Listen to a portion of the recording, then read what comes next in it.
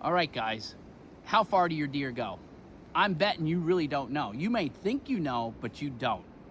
Now, the problem is a lot of people do all their spring scouting and their summer scouting with cameras, and they get a big buck in an area, and they plan their whole season around that buck in that spot. That's a huge mistake. Now, in the area that I'm right now, we've studied deer in here for about 15 years now with cameras and visual surveys. Now, we had a buck that lived here. He's a big 10 pointer, excuse me, that we called McQueen. He spent all summer in the area that you see behind me, and we'd have him religiously on camera constantly.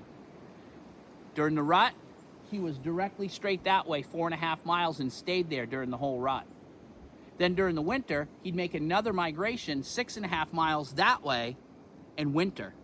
We never found his sheds here. His sheds are always found back there 6.5 miles. He was seen many times on camera and visually 4.5 miles that way, and I never saw him in here during the rut. Keep that in mind when you're setting up all your hunting stands. Be vigilant on scouting other areas and understanding how these deer move, especially in New Hampshire. There's not a lot of agriculture, there's not a lot of food, especially in these big wood spots. They travel a long ways. We had one buck that would make a 26-mile loop using this property and many others, but he never stayed in one spot. So when you see that does live in an area that's 1 square mile and bucks have a home range of 3, that's all based in the Midwest. That's totally different than here. Our deer react different because we have different types of topography, different types of plant life, and different types of food, and they have to move constantly to find it.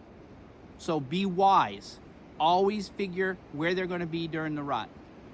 It's hard to do, but if you try hard enough, you might be able to do it.